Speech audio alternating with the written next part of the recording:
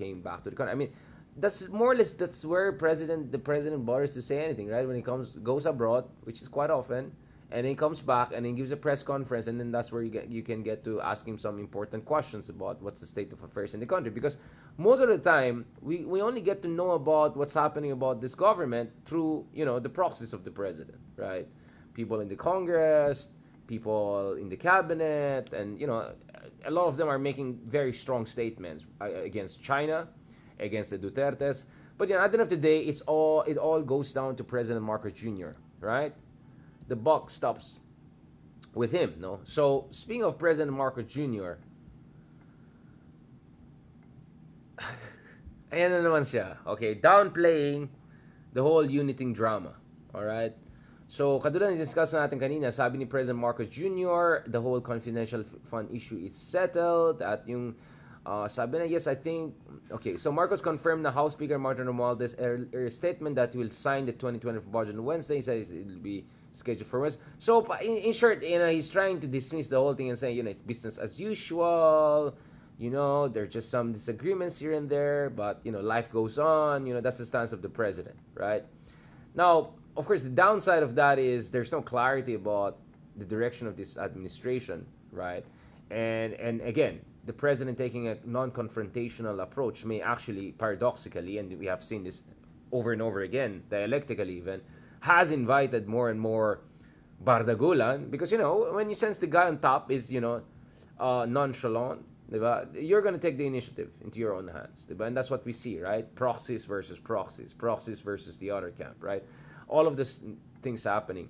But the good side also about this is that President Marcos Jr. he can keep his powder dry, and accordingly, since time is on his side, because he's the administration, resources are with his side, alliances and support from outside is towards his camp, he's just probably biding his time, and he knows that time is on his side, and as he gets closer and closer to election time, he will be in a strong position to dictate the terms of Philippine politics for the foreseeable future, especially if the pro-Marcos camp does very, very well in the midterm elections, and accordingly will be in a position to change the constitution altogether. So please check out yung vlog natin about constitutional change, different forms of constitutional change, CONAS, CONCON, Constitutional Convention, Constitutional Assembly, etc.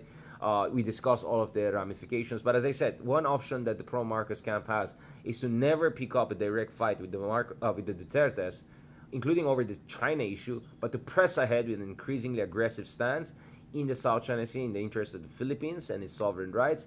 And then, once it dominates the midterm elections, something that is very, very doable, what the Marcos administration can do is to push for constitutional change, right? And they can completely prevent the return of the Dutertes, because, a lot of Duterte people are saying, okay, we're just going to wait this out. This is not our time, but there's 2028. And so far, if anyone were to if anyone were to bet, including yours truly, syempre, sabihin mo si Sara pa rin yung front runner. I don't think a clear front runner anymore. I think Rafi Tulfo, for instance, could give him a run for money, or whatever money is going to be left by 2020. But, what I'm saying, things could look very different by 2028. But there's a very big possibility that the 2020 elections might not even happen, because if they change the constitution in 2025, then, I don't know, Martin Romualdez or someone like that could become prime minister, and then Marcos could transition into becoming an increasingly ceremonial president, potentially after 2028, right? He can maintain his position as a ceremonial president under a new constitution, and then we'll move into a parliamentary system. And then under a parliamentary system, it's not about popularity per se, although, of course, popularity is still a big factor, but it's about parties. It's about number of votes you have in the legislature. And perhaps their calculation is that by the time they can so dominate the Philippine political landscape that they can get enough people to form the next new dominant parliamentary government and coalition under the auspices of President Marcos Jr. So there's so many possibilities here. Now, where do I stand on this? My thing is, again, just look at how many things we discussed over the past 40 minutes alone, right? There's so much going on in this country, right? SMNI could lose its franchise and they're going to lash back. They're not just going to sit back, right? You're going against a pretty significant force. I won't say they're as powerful as before. The China situation is a big headache. The Philippines has to deal with all sorts of new opportunities and challenges as we see major realignments globally, no, geopolitically.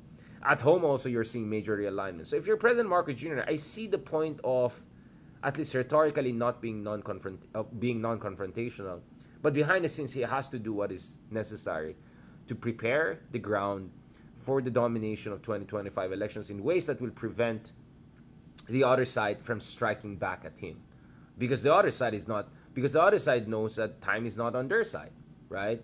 And that they need to crawl their way back into power. So it's now all up to the groundwork that Marcos and his people are going to do. But in the meantime, again, as I said, this has been my prediction through and through. You're not going to hear President Marcos Jr. this year coming out and saying tapos na Uniteam and then awayin niya si Sara Duterte. That's not going to happen. It's just not the Marcos Jr. way, at least for now. And Marcos Jr. knows that time is on his side, momentum is on his side, and he has just so much on his plate, including so many other new travels, including to travel to a very important Southeast Asian country next month, all right? Reveal natin yan later on, right? So, why pick a fight when time is on your side, and the more you wait, the stronger you get, and the weaker the other side. So that means that if ever there's going to be another meltdown and showdown, it's because the other side will try to take the initiative.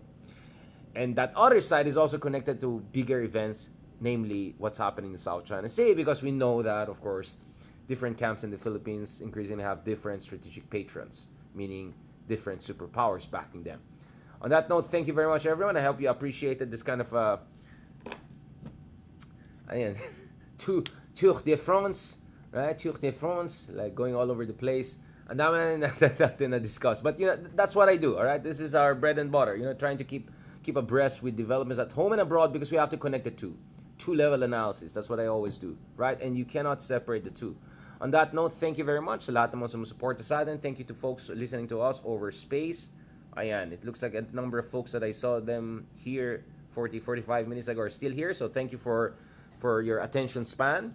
Something very rare nowadays. Thank you also dun sa mga supporters natin and followers natin on YouTube. And thank you very much also to our friends and kametas on Facebook. Yes, it's true. Yeah, I know. I made that post last week. Now I said, no production, no sponsors, and yet, thank God, thanks to our passion and commitment, we managed to make this the leading or among the leading political podcasts in the country and beyond. And of course, we landed in top 100 in Spotify of all podcasts, every genre podcast, and top 30 in Apple Podcasts of all genre Apple Podcasts in the country. So I'm very proud of that. But I know that that would not have been possible without you guys providing support. So it's true, wala akong sponsors. It's true, wala akong production team-ish, right? Although we're kind of working on some, at least production when it comes to shorts and other kind of stuff.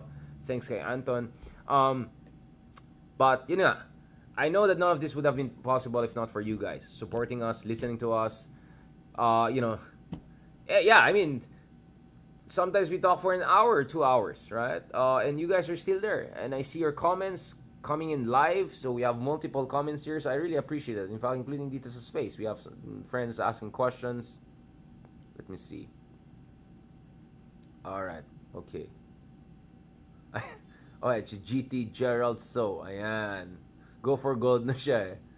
Ayan. Wala na yung confidential fund. Yeah, that's also gonna be a big issue. We're gonna discuss it more. Sabi ni Ivan P, paki-check rin yung IP address ng mga quote-unquote or social media accounts ng mga itong mga quote-unquote think tanks, ng mga quote-unquote experts na yan.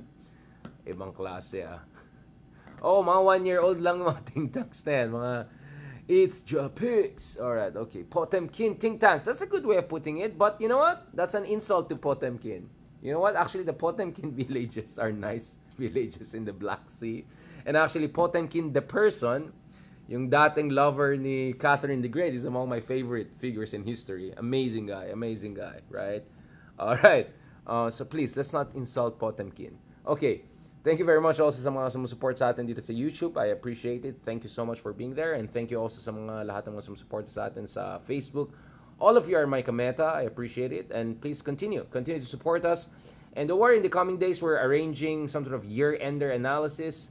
Of course, with parang Ronaldo Llamas Ewan ko kay Lisandro, Claudio, medyo out of reach yata siya ngayon. I'm sure he's trying to catch up with family and loved ones. And of course, you have Chris Tan, our good friend. We'll try to do another interview with him before we end the year. And then kay, yung isa naman na, hintayin na lang natin kung mag-yes. Anyway, my invitation has been out to everyone for collaboration. I've been always open to working with people, to collaboration. I always believe that when we work together, we can do better, right? I never believe that one person alone can be the answer to everything, all right? And, I'm quite secure with myself, so I don't feel threatened by anyone, all right? Okay, thank you very much. God bless and talk to you soon. Salamat po, thank you. Ay, may mga pa dito. Thank you rin kay Ma'am Kenneth, kay Sir Colminar. Kenneth Colminar, okay. Hindi ko makita itong mga comments dito na mabuti. I'll message you na lang, guys. Alright, thank you very much. God bless and talk to you soon. Salamat. Nasaan na yung Hindi ko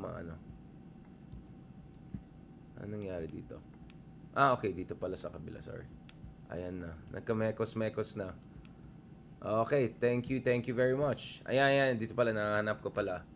Yan, salamat kay Sir Braf Pitt, kay Ma'am Madrigal Heya for joining us, Willie Cabrera, Cook Jihan, Jasmine Caspe, Francesco Mabunga, thank you very much, Ronald Castro, Rizani, yan, lahat naman ang gamal sa atin. Thank you very much, God bless. Kay Ma'am also Mia Fresnido, thank you very much. Adios.